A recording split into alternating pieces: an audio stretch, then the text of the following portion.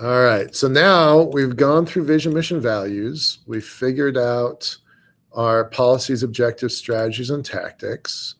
We've identified who our stakeholders are. We figured out what our challenges are.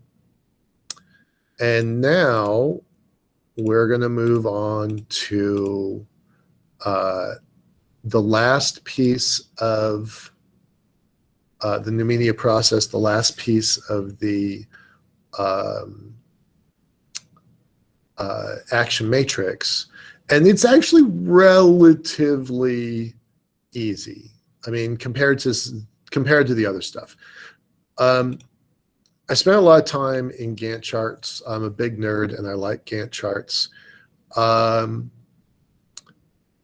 charts, as they're designed, assume you know what the task is, right? Like, buy a fish tank within 3 weeks for $10, right? That would be a line on the Gantt chart.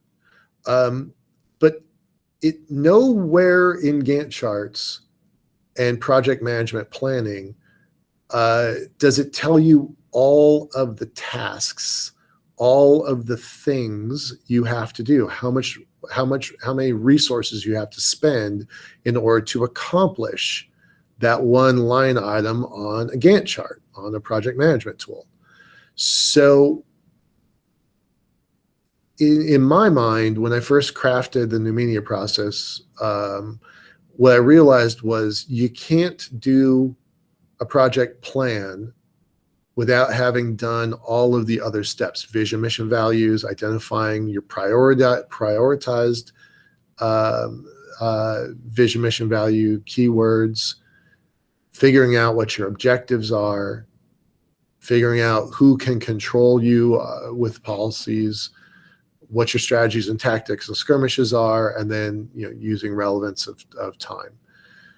You cannot get to your goals, investments, and tasks without figuring out who your stakeholders are and what challenges you're up against. Does that make sense? Like, finally, at the get level, we're actually doing things. We're actually committing resources. We're actually going to go out and accomplish something. But you don't know what to accomplish until you've done all of that precursor work. You're going to pick a task that doesn't relate to your vision, mission, values. That's the wrong task. You're going to spend resources that don't align with your objectives. It's the wrong way to spend resources. Is that clear? Like, if you don't understand that, then we just wasted a lot of time. So goals, investments, and tasks are the actual, what I referred to earlier as the three-dimensional to-do list. This is when you actually put those on your list. You can't do this without having done all of those other steps. But having done those steps, this is actually really easy to do, right? Remember, I said it was all hierarchical. So your vision, mission, values are in that order for a reason, right? Where are you going? What are you doing? How are you acting along the way? Hierarchical. I said earlier, but don't do this. People skip the steps of policy and they ignore strategy and tactics, and they're like, oh, who cares about history? So we don't worry about time. And they just go straight to objectives, which is cool. Like I said, I did that once and it was a huge error. So you can go VMV to objectives, ignoring stakeholders and challenges, and go straight to goals, investments, and tasks, right? That is a hierarchy. Vision, mission, values, objectives, goals, investments, tasks, right? Don't skip those other steps. Really don't. But you can see the hierarchy, right? It's a kind of a inverted pyramid where the biggest ideas are vision, mission, values. You take what you've decided from VMV and you make them actionable by creating objectives. You're cognizant and aware of your challenges and stakeholders. And once you've got those objectives, you can sub-level those into goals. And then you figure out what your resources you're going to put into achieving those goals. That's your investment. And now you've got what you're going to do this week. That's your task list. Okay. So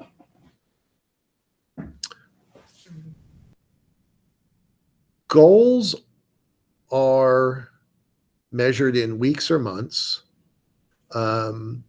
Microsoft talks about waterfall goals where there's this planning list. It's just like an endless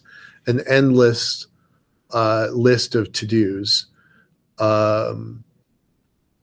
And goals are short term, right? Objectives are usually, I do them in quarterly or annual levels. Goals are weeks and months. You can always see the finish line of a goal. It's not close, right? There's stuff you have to do between here and there, but you can always see the finish line. It's within reach. Okay.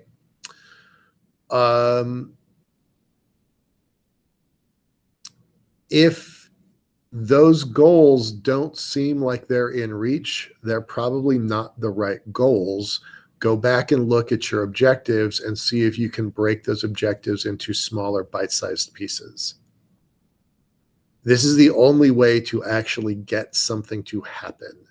You can wind up in analysis paralysis forever if you don't have goals that are near-term available, near-term attainable. And one of my recent goals is, every month I have to accomplish getting a whole bunch of speakers rounded up, herd those cats with PhDs to get them to the Blue Marble event, have them, register in the speaker portal, get all of the rest of the team to know this stuff. Like that's now a goal. It's a rolling goal for me to get those people lined up. And they should be measured in weeks or months.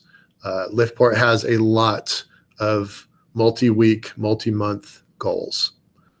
But then what resources do you have to put into them to succeed?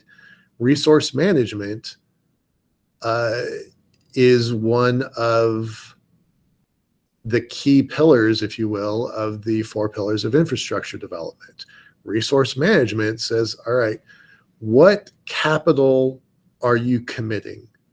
I don't have natural capital. By the way, these are official definitions for capital. I don't have natural capital. Natural capital would be a coal mine or a forest or a uranium deposit, right? I don't have that. So rarely does natural capital fit into any of my equations. Financial capital, that's the one we think of the most. That's dollars and cents. I'm not going to get into lots of economic textbooks that refer to opportunity costs, but if I buy XYZ, I cannot buy ABC or LMNOP or XY or some other thing, right? So, financial capital is very scarce. It has always been scarce. Even when I was somewhat wealthy with my real estate assets, financial capital was always the hardest thing to manage. Especially, back in those days, we had 14 people. Managing financial capital was the hardest chore I had, because there's limitless things you can spend money on and only a few things you should, and probably only 1 or 2 you must spend capital on. But then also, there's physical and material capital. Back in those days, yeah, I owned an office building, but I couldn't put my whole project, let my whole project take up the whole building. Otherwise, I wasn't going to have renters, and I wasn't going to have any income, and I wasn't going to have any financial capital. So it's a trade-off of physical and material capital that can be applied to the problem. In the current incarnation of LiftPort, because of the virus, we are mostly all digital. Last year, I had 2 people in my office for basically the full year. That was different. And prior years, I'd always had people locally. But material capital, right? So to produce this event, we've got, I don't know, 5 live streams going. That takes some hardware. We've got lights, we've got video, we've got a lot of internet. That's also material capital. So what resources are you going to put into solving whatever your goals and tasks are? And the one that's probably the most important to me is people, right? I just referenced a new hire earlier in the conversation. The people resources, especially for a company this small and this young, they're going to make or break everything that you do, right? We talked about earlier about internal stakeholders or external stakeholders. This is a different flavor of the same topic. Intellectual capital. How smart is your organization? Can you solve problems? Do you have resilience? Do you have the brain power? Do you have the perseverance? Do you have the work ethic to just get stuff done that's maybe not fun but is important, right? So to me, I have always prioritized human capital over the others. Now, not every organization does that. There are famous organizations that churn people through because they don't care, and they focus on financial and physical capital. So lots of different organizations operate differently. That's how we operate. And then finally, I did not appreciate this form of capital until in just the last few years. The first version of LiftPort, no, sorry, I'll start earlier. During the NASA days, the NASA NIAC days, 2001, 2, and 3, we got a fair amount of press, but there was no social media. Napster had just gone down in flames, and Friendster, I think it was called, was starting to make some noise. But those are the MySpace days. And that wasn't social media as we know it now. We did have a lot of cultural capital in the sense that we captured and sparked the imagination of people. So then fast forward, and I'm going to tell more of the LiftPort story tomorrow, but 2003, 4, 5, 6, and 7, we built some amazing robots. We went out to the Mars Desert Research Station in Utah a couple times. We did some experiments at MIT and a bunch of other universities, Georgia Tech, Champaign-Urbana in Illinois, lots and lots and lots of schools, Air Force Academy, bunches of stuff. None of that ever got captured in a way that we're used to now in social media. We have thousands of pictures of, I would say, our adventure of building an elevator. None of it is available. It's not out in the world. Nobody knows what we did 15 years ago. And frankly, a lot of people don't care. Back to stakeholders, they have to care, right? So all of our major work until we went out of business in 2007, and when the economy crashed and all the other drama that happened, that catalog of stuff, it lives in my memories, it lives in the memories of my team, it lives on my hard drive, but no part of that was ever cataloged beyond the few magazines that we were in, the few newspaper articles that we were in. There were a few internet stories, but they never had the same viralness that we take for granted now. I was a very early adopter of Twitter. I have one of the first 100,000 accounts of Twitter. And I thought that might have been interesting to work with that. But I was also, because I was an early adopter, I was also an early ignorer of Twitter also. So I very strongly underestimated the social and cultural capital component. Now, we've had some big wins. We have some of our stuff at the National Museum of, the Museum of Natural History. What's that big one in New York? The Night at the Museum. I forget the name of the American Museum of Natural History. I think that's it. I think it's that. So we have some of our stuff there. We've had stuff in lots of museums. There's some stuff down in Atlanta, Seattle, New York. It's a traveling exhibit, so it goes to all sorts of places, not just New York. Vancouver. So we had some cool stuff, and we worked really hard to work with schools.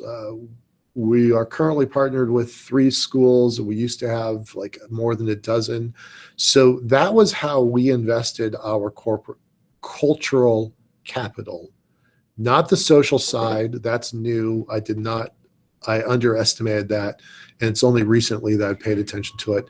And then after the Kickstarter, it became very, very obvious that I had really screwed that part up.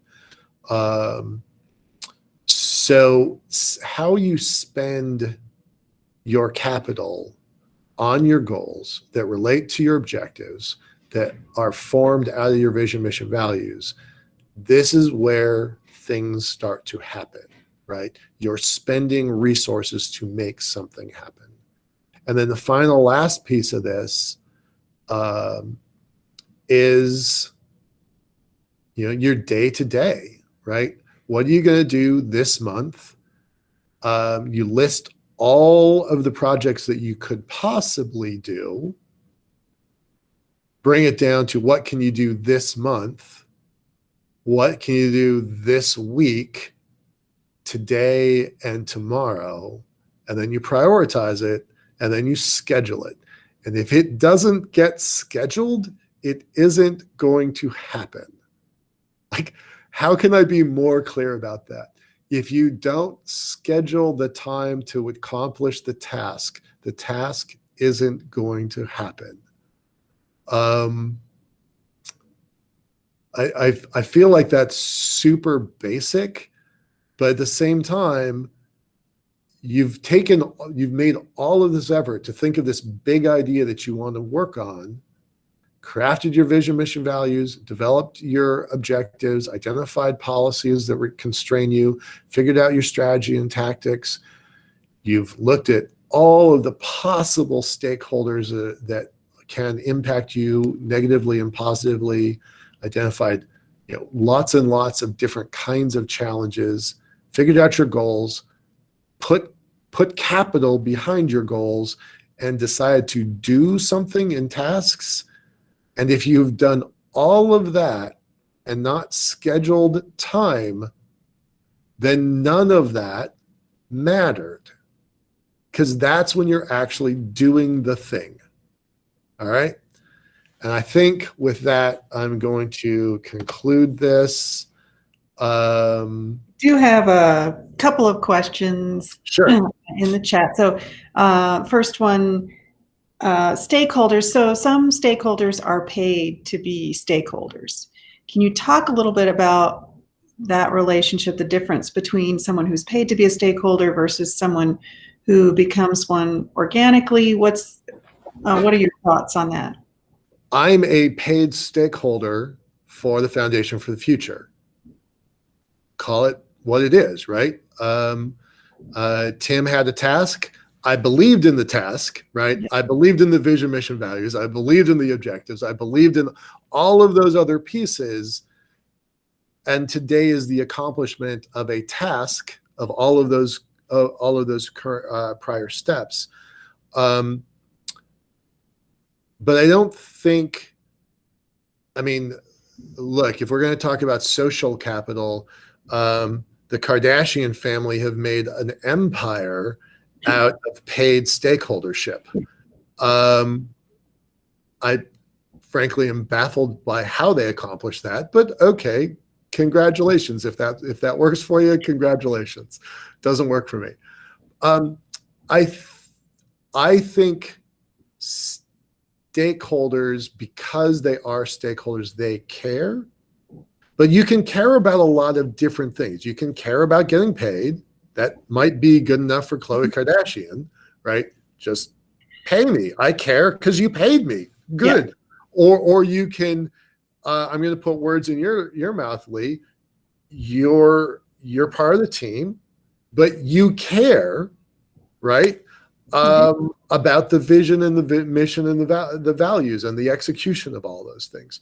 So I don't think that paid versus unpaid is a problem.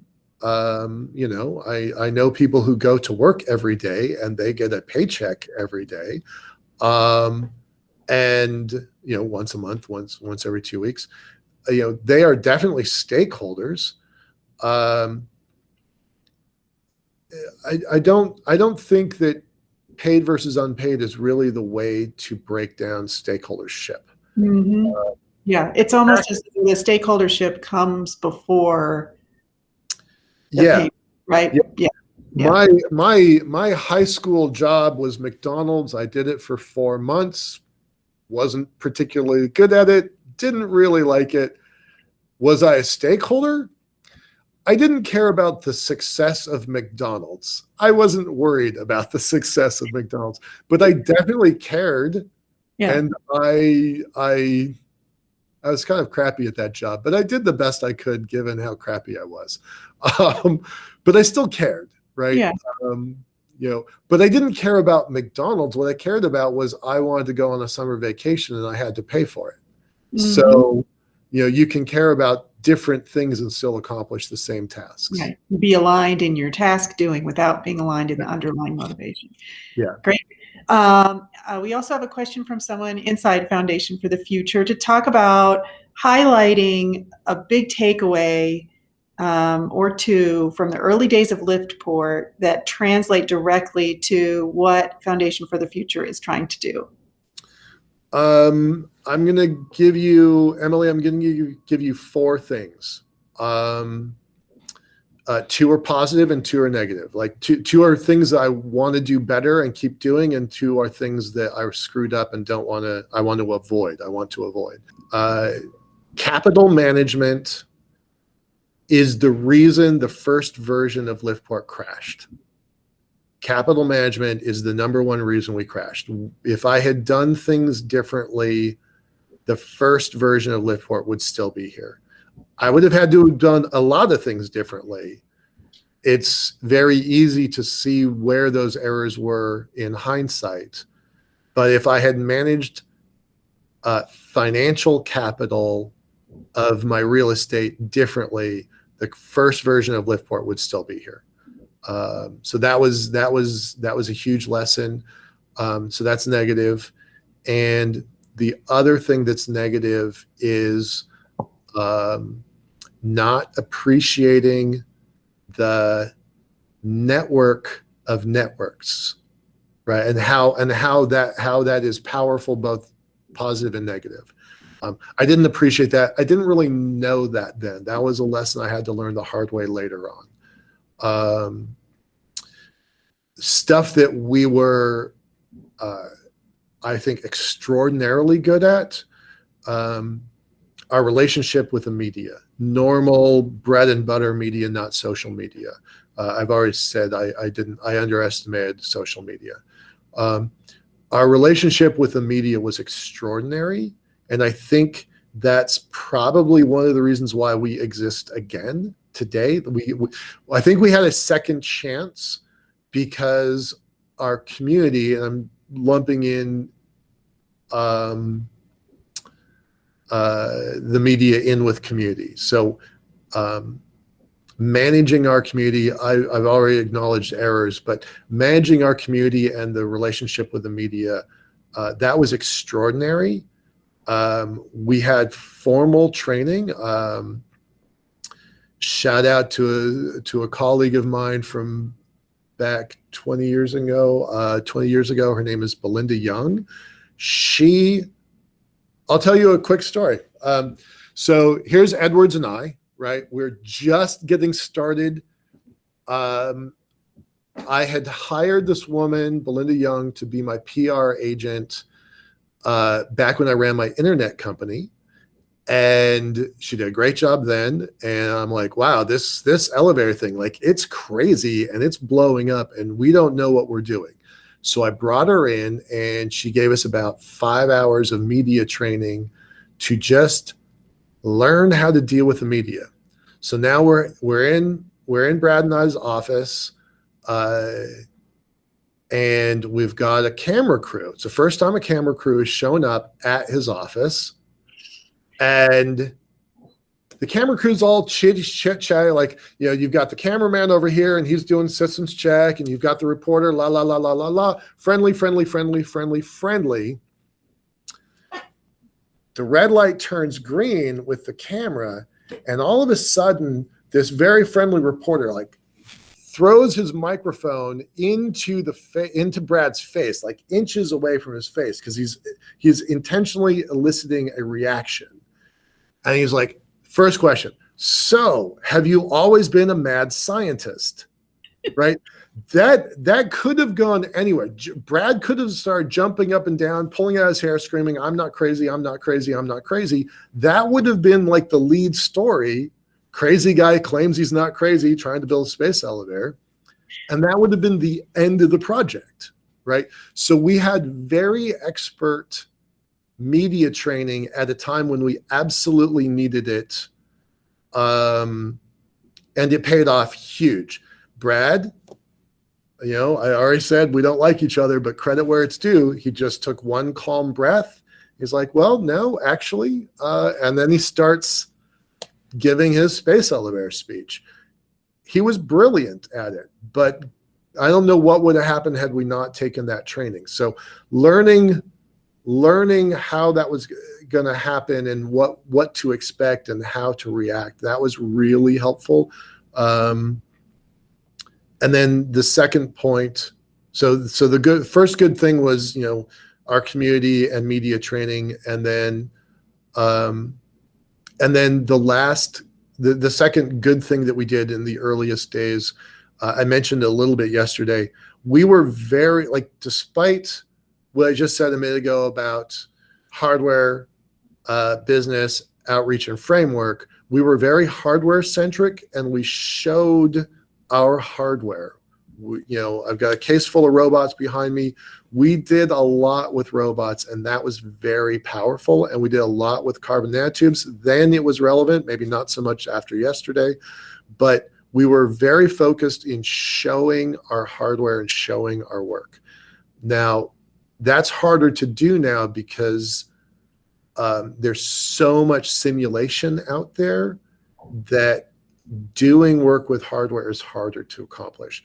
But I think you can learn from that there might be, you know, lessons and analogies from that. So sorry, Emily, that was a really long answer to your question, but I've spent a lot of time thinking about takeaways from the old version of LiftPort, things I want to repeat and things I don't ever want to repeat. So yeah. All right. So I don't see any more questions in the chat right now. There'll be about 10 more seconds to get those in while I close you out here. We really appreciate that enlightening workshop. There was so much relevant material, in my view, relating to the specific tasks and the talks that we've had at Blue Marble Week and how it all relates back to what Foundation for the Future is trying to accomplish. For everyone listening in on our Google Meet or on any of our live stream platforms, thank you for joining us for Blue Marble Week. It's produced by the Foundation for the Future. Once again, don't forget to put your LinkedIn in the chat or the comments. We have one final presentation for the day, and we'll continue this wonderful conversation tomorrow. But before we go to that final talk, I want to hand the screen over to Emily Mishler one final time today to talk about the Foundation for the Future. Well, it's a pleasure to be here with you all and meet you. My name is Emily Mishler, and my background is the intersection of corporate philanthropy and creative solutions for revolutionary ideas, Foundation for the Future being one of them. I've recently become affiliated with the Foundation for the Future, and from the nonprofit perspective, have become a partner in building the development arm of the operation. So what does that actually mean? That means we're financially positioning the foundation to be able to continue this important work for years, if not generations to come. And from our conversations today, it's abundantly clear that our work is disruptive, necessary, and the time is now. And that means we need your help. I've been very impressed with the comprehensive vision, expertise, dedication, and momentum of the speakers today, and the vision of the Foundation for the Future, the powering force behind Blue Marble Week. I believe we can all agree that the future the Foundation is building is both inspiring and worth investing in. This future, in space and beyond, is being built one relationship, conversation, and connection at a time. In order to continue this momentum in building and contributing to this caliber of event, conversation, growth, education, community, we need your help. We need you, our allies, attendees, partners, advocates, and friends to spread the word about our important work through social media, invite like-minded organizations and like-hearted peers to our events, and to help us connect with philanthropists and organizations who believe what we believe, that our future in space is ours for the building and the time is now. We're very excited to announce 2 different avenues to become involved if you're interested in financially supporting our work. On the corporate level, we have the opportunity to sponsor Blue Marble Week and the Foundation at large on a monthly and annual basis to support this work. If you, your friends, or family are inspired to support us on a personal level, we welcome your contributions to support building space infrastructure and economy.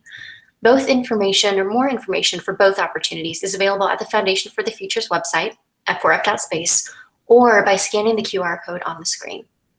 Our invitation for you is to help us in bringing space home, because the time is now and the world can't wait. If you have any questions, please don't hesitate to reach out to myself, Lila, Tim, or any affiliate of the Foundation for the Future. Our contact information and a link to donate is available at the QR code, as I said, on the screen, and is also available on the website. So I'll be happy to stick around and field any questions, so please don't hesitate to reach out, although you might not be able to see me. For now, I'll turn it back over to our MCs for our regularly scheduled programming. And again, we so appreciate you being here. So thank you for joining us. Thank you, Emily.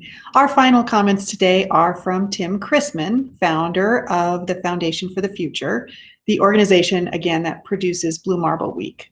A former intelligence officer with the CIA, for the U.S. Army, and at the Pentagon, Tim's next challenge is to make space accessible, survivable, and so routine that it becomes boring. And Tim, the screen is yours. Thanks, Lee. I actually don't remember survivable being one of the goals, but that's probably a good one to add, Lee. I am often very flippant about that when Vikings set out for America, didn't try to be survivable. They just drank a lot on the way and didn't care. But survivable would be a good one to add to that as my goal for space. So thank you. And thank you, Michael, for the workshop on the Noumenia process and sort of giving a inside view of the way we think about structuring these events, who we invite, why we invite them, and why things are ordered the way they are. As we look ahead, tomorrow we're going to be talking lunar elevators combined with a look at the future writ large. So both the future of us at the Foundation for the Future, the future of humanity in space, and a look at the near-term possibilities that are opened with current technology around a lunar elevator and the sort of things that enables now in the next few years. And so that'll be an exciting time as we dive back in tomorrow morning. The links will be the same, and you'll get a reminder in the morning. We ran some experiments, and as you can see, we were not trolled. And so we successfully were able to avoid having to, as we say in the military, jump talk and move to alternate fighting positions. So that was pretty great to not have to put our backup plans into motion. And so we will continue as normal and planned tomorrow. As Michael has said numerous times, this is the 4th iteration of Blue Marble Week. It, like everything else we're doing at the Foundation, is meant to be a living, breathing entity that changes and evolves to meet the needs and goals of you, the people participating in it. There is ultimately strategic aims and missions that we have to fulfill. And as I discussed earlier, the sort of 535 customers we have as we advocate for space infrastructure in Congress.